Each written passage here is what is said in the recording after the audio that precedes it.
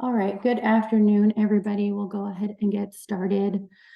Today we'll be discussing some special considerations for the Public Assistance to Disaster Grant Program, mitigation, environmental, and historic preservation, and any other potential issues you might come up. Figure out. There we go. So again, my name is Ashley Middleton. I am our field delivery lead team for public assistance. On our call as well today is Colleen Kinney from EHP with the state. We also have some FEMA EHP representatives, and then we have Dylan Lundy, which is our PA mitigation specialist with the state. So if you have any questions, we'll have time for questions after. Feel free to drop them in the chat as well, and any of them can answer the questions for you. Some of what we're covering today is general programmatic issues such as changes to the scope of work, time extensions, documenting pre-disaster conditions, damages, work performed. Some is specific to compliance with federal law, and some opportunities you will want to be aware of. Our goal for this presentation is to make your PA grant process easier. We want your communities to maximize what the public assistance program offers them, increase resilience, and prevent future damage, and make the application and closeout process as smooth as possible. We'll start with some general issues that you might come across. Whether it's us, you, or FEMA, we're all human and might miss things. This becomes important when we're signing things, and there's a lot of that with grants. So when we're reviewing the site inspection report, a damage inventory, the damage description, dimensions, the scope of work, or anything else in the process, make sure it's accurate and complete. No one wants something to be ineligible because of an error. Don't miss any deadlines, but take your time to review things you need to sign. Your signature means you agree with the document. Check your damage inventory for any damages missing and make sure the damages listed are accurate. We also recommend double checking the damage site for any damages that were missed before you sign the damage inventory. Don't feel rushed to sign the DI either. The 60 days after the recovery scoping meeting are yours. You should be aware that it might be edited to meet FEMA's internal standards for damage descriptions. So if changes affect the accuracy of the damage inventory, correct it before signing. The scope of work must match the work you did or do, so it should also be thoroughly reviewed. Whether the work was done and something needs to be rewritten more accurately, or it has yet to be done and ends up changing, your current plans should always match your scope of work. For your site inspection, you can sign it during your site inspection as well, or you can wait, take it back, review it, and sign it later.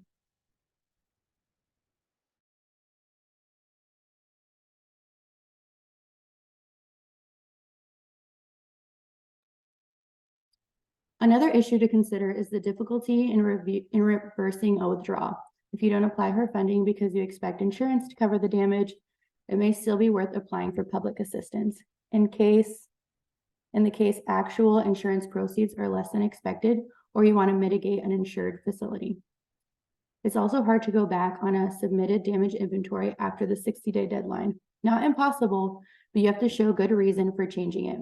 You might later decide you do or do not want to seek funding for a facility, but you need the damage officially recorded to justify it.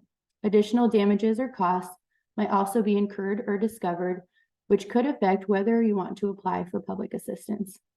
Similarly, policies or laws might change and therefore change your decision. Sometimes, if rarely, a clarification from FEMA or a change in a cost share will mean a project that did not seem worth pursuing now is.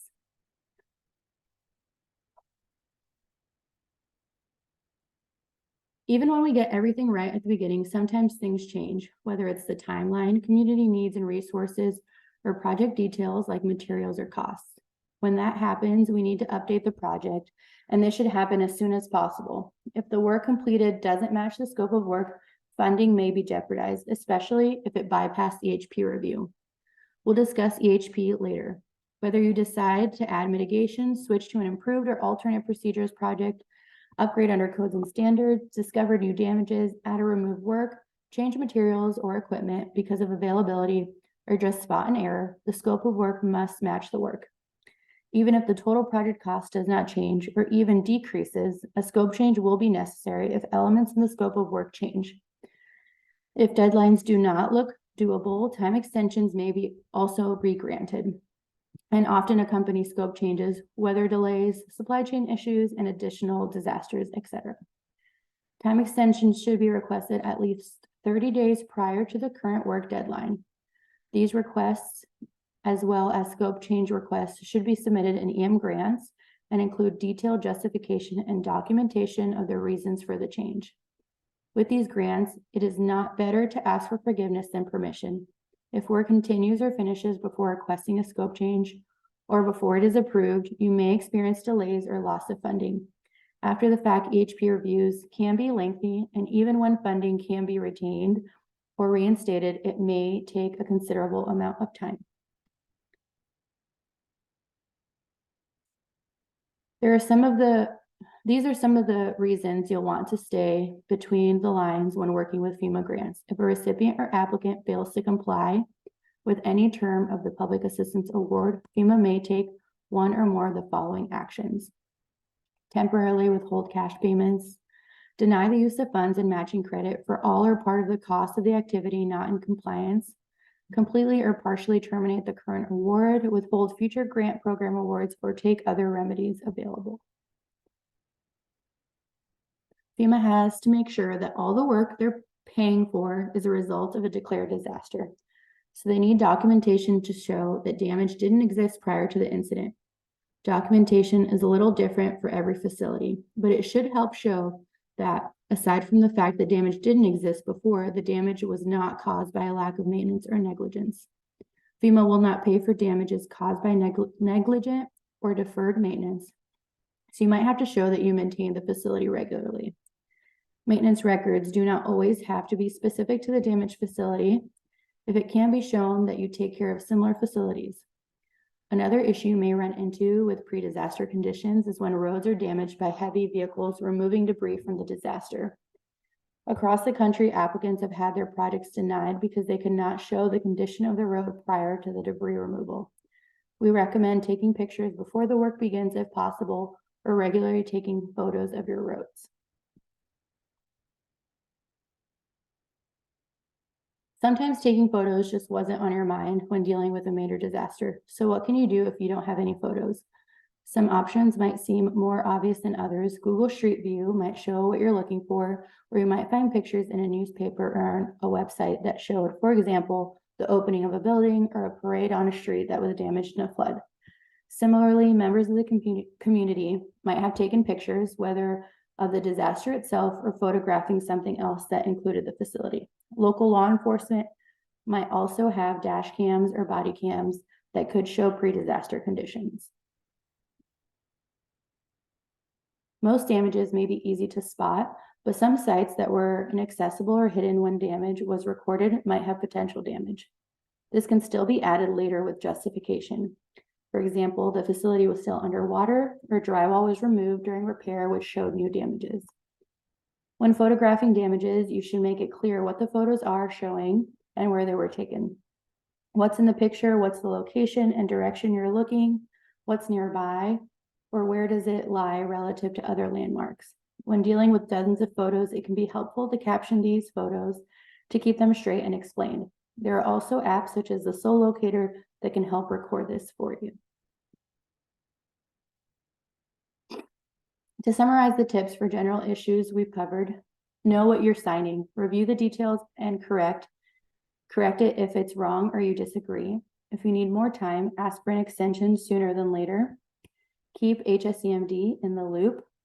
We're on your team, so let us know if project scopes, details change, or if you want them to, if time is needed, if you receive inconsistent information, or if anything is unclear. Provide documentation if you can, but if it's not immediately available, be creative in finding ways to show pre and post disaster conditions. Save anything that can strengthen your case. Our next topic is environmental and historic preservation, generally shortened to EHP. Colleen, Terry, if you guys have anything to add, feel free to just unmute and jump on in. Every project in the public assistance program goes through EHP review, so it's important to be aware of issues that may come up. Many reviews are quick and painless, but some projects may present issues that need a closer look. FEMA is required to follow state, local, and federal laws that protect history and the human environment.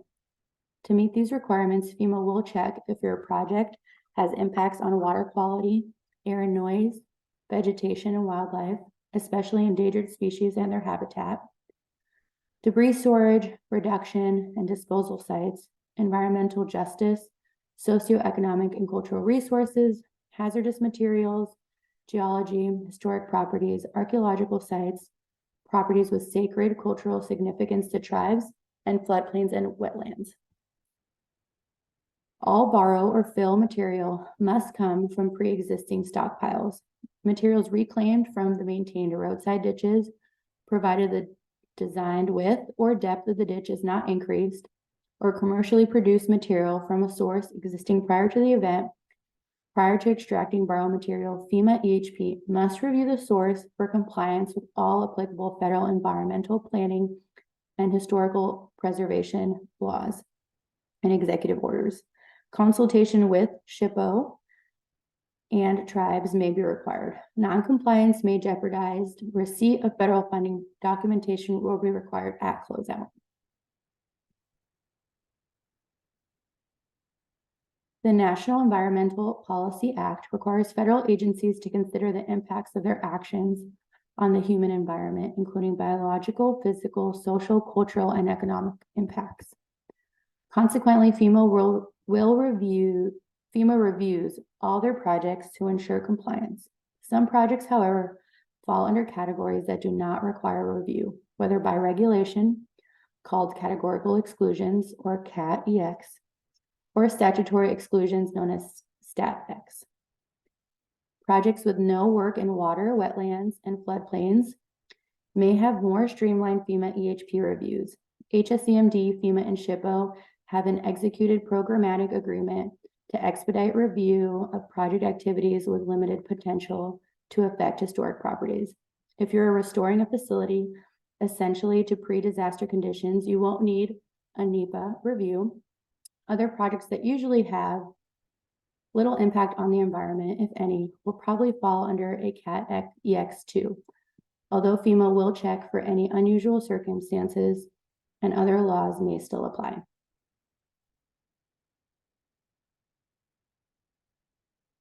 Other projects might need more time to get through EHP review and sometimes adding months to the timeline. This is uncommon in the PA program. We'll discuss what prompts EIS is on the next slide, but if one is needed, you will need to coordinate with FEMA prior to conducting the environmental review, and you must then submit results of that review to FEMA before beginning work. You will need to arrange for the environmental review, but this is an eligible cost that FEMA can reimburse if the project is obligated. At the recovery scoping meeting, EHP staff might be able to give you a general idea of the EHP issues that may come up.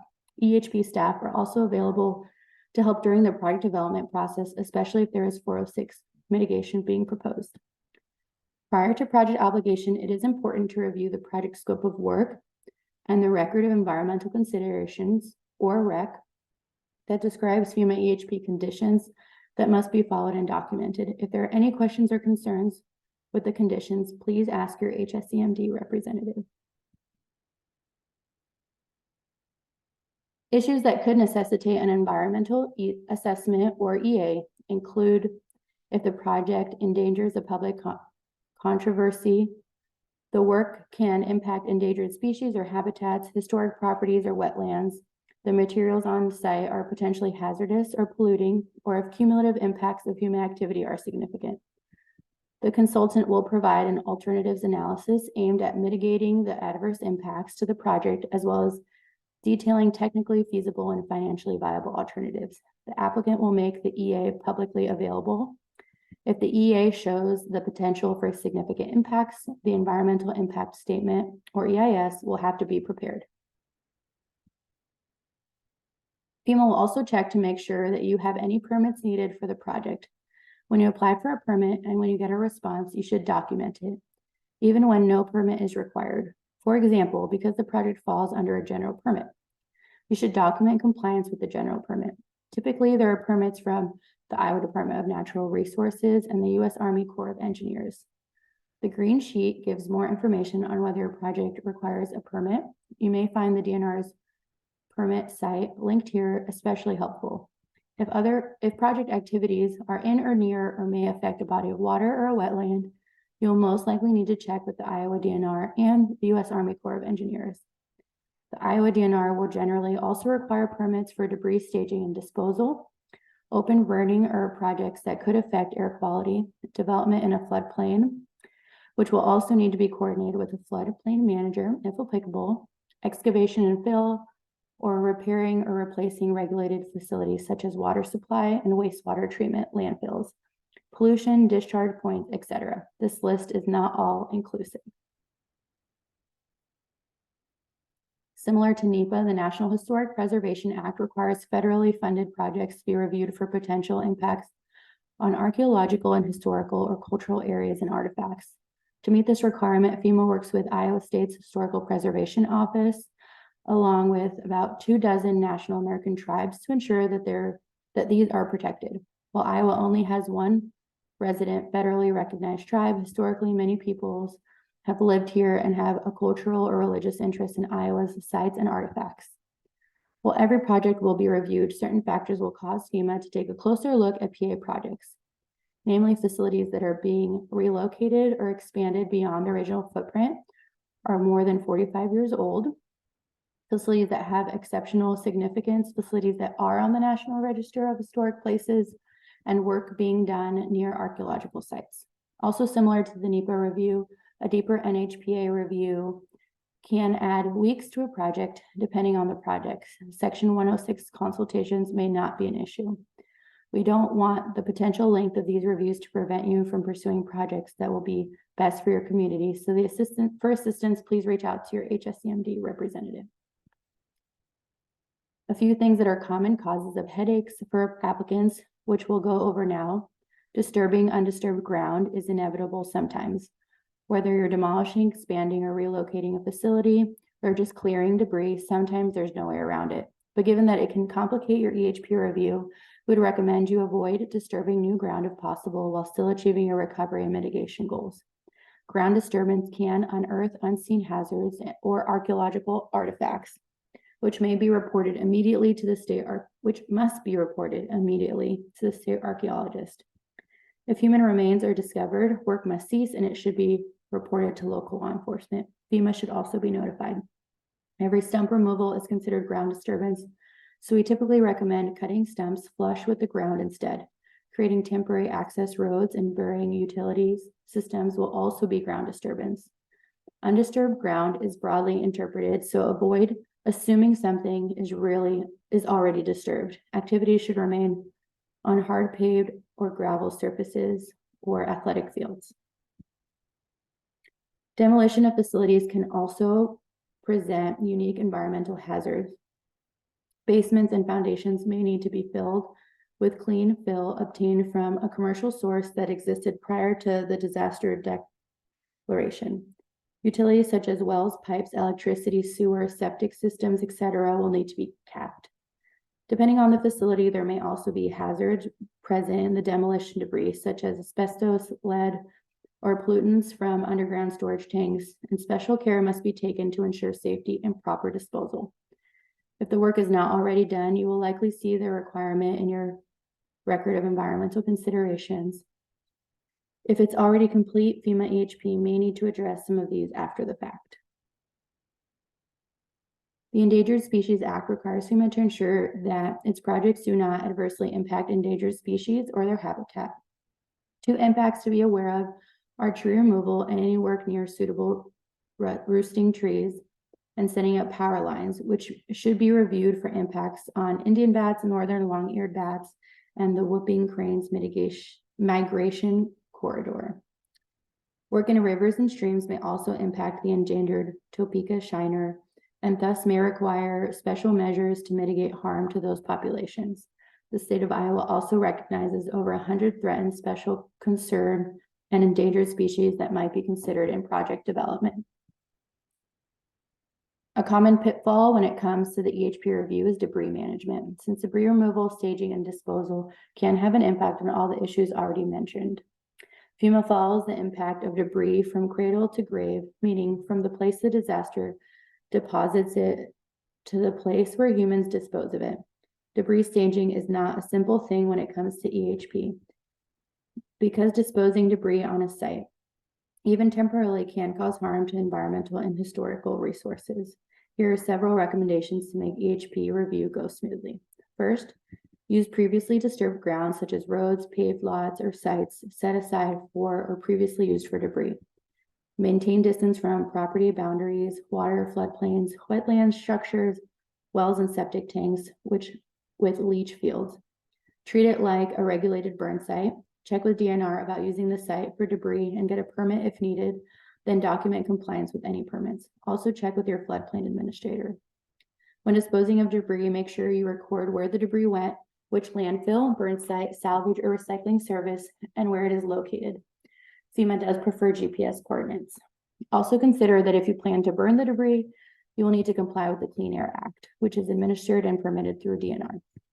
Such supplies such as sandbags or HESCO barriers may also become debris if they're contaminated by floodwaters and should be handled and disposed of accordingly. Finally, be sure to document your debris removal, staging, reduction, and disposal. Record locations, amounts, costs, hours, volunteers, etc. Pictures will help to confirm the amounts and location, making the process go more smoothly. EHP concerns can delay and or jeopardize your funding, but they don't always have to. Make sure you're aware of EHP concerns from the start. When the disaster is declared, FEMA will create what's called a green sheet, which gives information on EHP issues that may come up for that particular disaster. This can be found on our HSCMD website, and I'll also email it out after the presentation. One way to avoid extensive review is to stay within the footprint of the old facility. However, if relocating, expanding, or improving the facility is the best choice for the community, be aware of EHP requirements from the start can help speed the process. There may be previous studies done by the city, county, state, or other entity, including your own, that could cut out some of the costs of conducting them. For example, if an archaeological survey was already conducted for a neighboring site, or a hydrologic and hydraulic study was performed for a culvert replaced upstream, make sure your project lays out the plans for any ground disturbance, including perimeter and depth. Designate sites for debris staging ahead of the next disaster. Your FEMA program delivery manager will ask you for these too, but you can be prepared with accurate GPS locations for all project sites and debris sites, year of construction for the facilities, and where any fill, material, gravel, or other materials are coming from. If anything changes, let FEMA and HSCMD know right away so that EHP can have time to review. Finally, document everything. You'll hear it often, but it's essential to show compliance when questions come up. Our next topic will be public assistance mitigation. Dylan, do you want me to slide through the slides for you, or do you want to share your own screen? You can slide through them for me. Yeah. All right. Mitigation is essentially long-term resiliency, protecting people and property from natural hazards. In the context of disaster recovery, we're talking about repairing such that this doesn't happen again, or if it does, losses are minimized. This funding is only available for permanent work projects, so Cat A, debris removal, and Cat B, emergency protective measures, can't include mitigation. Some examples are using stronger materials, elevating, burying, or flood-proofing utilities and facilities, straps, guy wires, braces, tie downs, anchors, etc. to secure roofs. Poles and structures, protecting or strengthening doors and windows, or adding redundant utilities to prevent loss of service. The federal cost share for repairing to pre-disaster is going to apply to any mitigation work as well, with some caveats that we'll get into. Why FEMA is paying for this? The National Institute of Building Sciences has found that for every dollar spent on mitigation, we save about $6 down the road. This is long-term resiliency.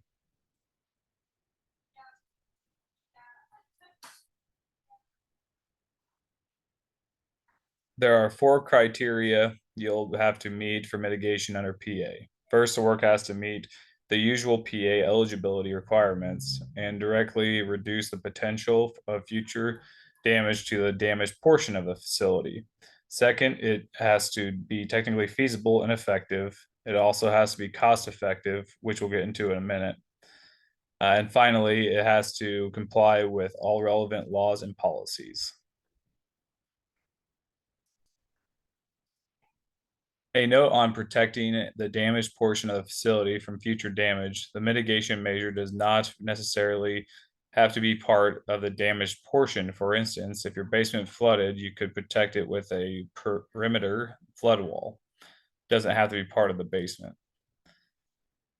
On a case-by-case basis, FEMA will also consider mitigation for undamaged but interdependent elements on a damaged system. So if 10 of your 20 windows are damaged in a storm, you may be able to strengthen all 20 windows, since the loss of any one can cause damage to the building contents. Similarly, if only a few power poles go down, the whole section is dependent on them and might be eligible for upgrades. Also importantly, the mitigation does not have to be against the same type of future damages. So if you have a tornado come through, you can mitigate against high winds, but also flood, drought, fire, heat, ice, etc. These policy points are somewhat new to the PA mitigation program, so look for opportunities to make your facilities more resilient with these in mind.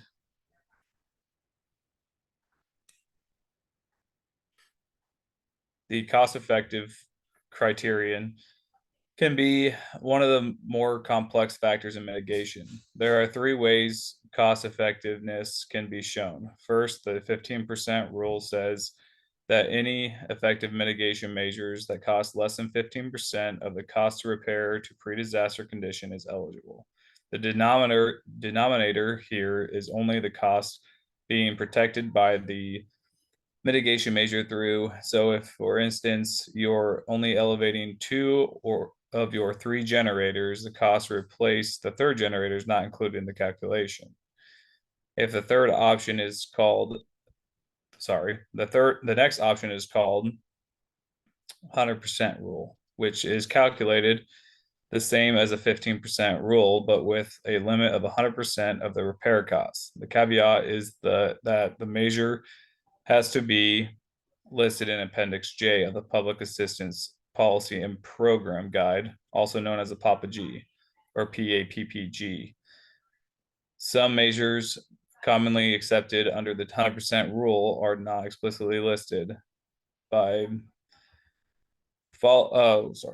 falling under the or other similar measures clause. So even if you want to do isn't list, even if what you want to do is listed, it could be worth a conversation with a mitigation specialist. Finally, if your mitigation proposal does not fall under the 15% or 100% rules, as long as the benefits outweigh the risk, it can still be shown to be cost effective with a benefit cost analysis, also known as a BCA for short, with which FEMA calculates and validates through an Excel add-on. Benefits factored in include reductions in damage to facility and its contents, the need for emergency protective measures, the need for temporary facilities, loss of function, and casualties. This process will likely require more documentation from you, but it opens up many opportunities that would be closed under the first 2 rules. Note that these are all calculated prior to any reduction for what insurance covers. So if you get $100,000 in damages and insurance covers $80,000, the 100% rule would still be up to the $100,000, not the $20,000 that FEMA considers eligible. Also note that if something does not come in as cost effective, you may be able to shift some of the mitigation work to your own costs through an improved project. This would mean FEMA will still pay for mitigation up to cost effective, and you would cover the rest. The process for PA mitigation can begin before disaster strikes. If you have mitigation you already want to do for the damaged facility, otherwise mitigation should be brought up to by FEMA and or HECMD in your exploratory calls and recovery scoping meetings. But if not, ask about it. Mitigation specialists will look at your project and consider mitigation opportunities they find in addition to any you suggest. After discussing and deciding on an option, FEMA can write the hazard mitigation proposal or HMP, or you can. You may have to provide some further information at this point, including cost estimates, historical damages, demographics, etc. The HMP will be included in your scope of work, so if you just decide not to go forward with it, you'll need to amend the project either before signing off on the project or as a scope change request later. Mitigation must be performed as written in the project.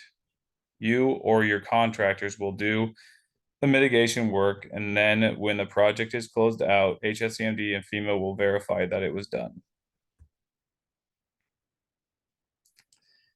Now, you may be familiar already with mitigation under other FEMA-funded programs that HSCMD manages, including the Hazard Mitigation Grant Program, HMGP, Building Resilient Infrastructure in Communities, BRIC, or Flood Mitigation Assistance Program, FMA. We want to distinguish PA from mitigation from HMGP specifically because they are all closely tied in recovery work. PA mitigation is for protecting damaged portions of existing facilities, while HMGP can technically be for existing facilities as well, and can be used for undamaged portions of damaged or undamaged facilities as well, which is useful if you want to upgrade the whole thing, but PA only covers part. HMGP may take longer to go through, but you also have as much time as needed to write an application, whereas PA mitigation is part of the recovery timeline. Perhaps the most important difference is that your facility is eligible for PA funds. It is automatically eligible for mitigation. Conversely, since only facilities eligible under PA are eligible, not all counties are eligible in every disaster. Under HMGP, the funds are limited, and therefore projects compete for these dollars. The state has to set priorities to manage the limited funding. Meanwhile, if you are eligible for PA mitigation, you can choose what mitigation you feel you need. Even if the costs are so small, they would hardly be worth the time as to a separate HMGP project. Some PA mitigation has been as little as $100. These smaller projects can also be done without a BCA, whereas HMGP will always need a BCA. Another difference is that PA may be able to cover mitigation that you performed when preparing, even before you talk to FEMA. HMGP has to be submitted, approved, and funded before any work can begin. Finally, the money spent in PA, including mitigation measures, dictates how much money is in HMGP. So the more communities mitigate under PA, the more we can mitigate under HMGP across the state. In most cases, for every dollar you spend in PA, a federal dollar comes to Iowa for HMGP.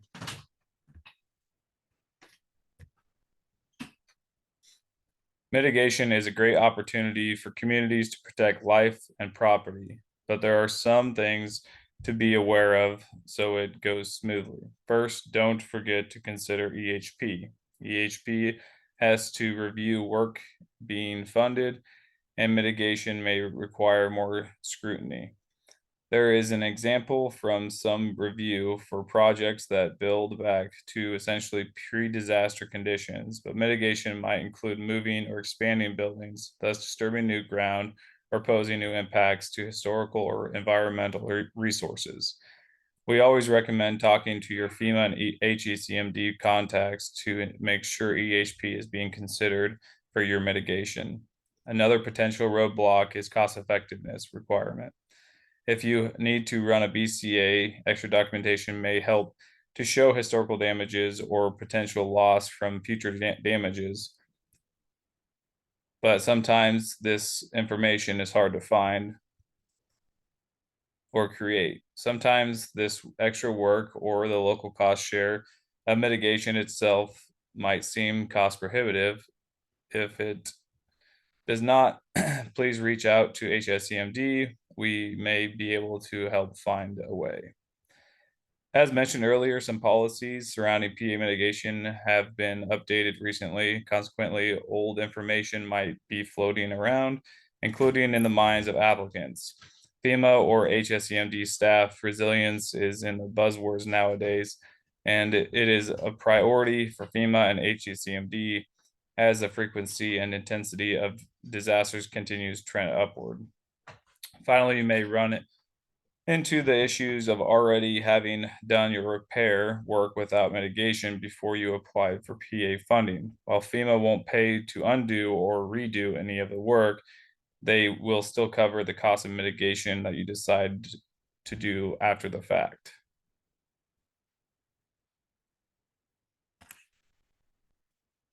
What we want you to come away with regarding mitigation, firstly, is just to talk about mitigation with your PDMG or HSCMD representative. Second, since cost effectiveness is calculated before reductions for insurance, if insurance covers all or most of your damage, the facility may be eligible for a significant amount of mitigation funding. Don't discount an opportunity because you don't think you'll need FEMA dollars to repair it.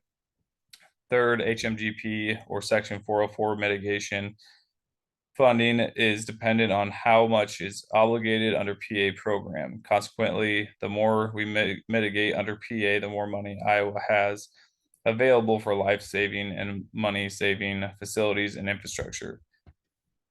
Planning ahead for mitigation can make it easier to decide on mitigation after damages make a facility eligible.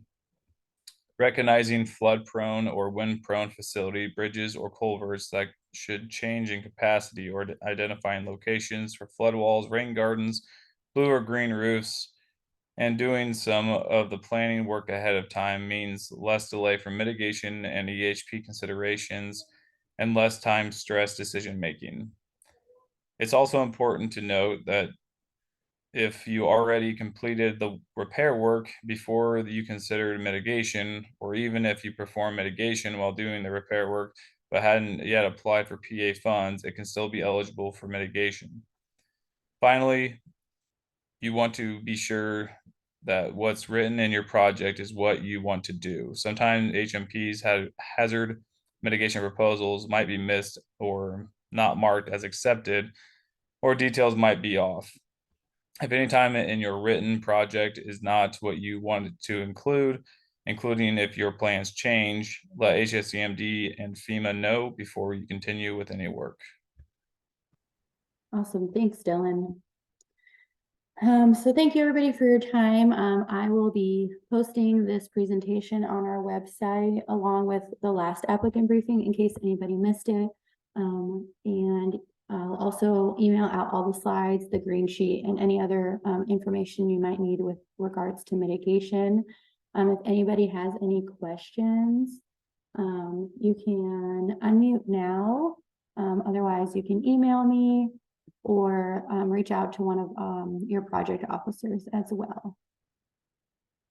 So I'll hold on for a minute if anybody has any questions. Otherwise, thank you and have a good rest of your day.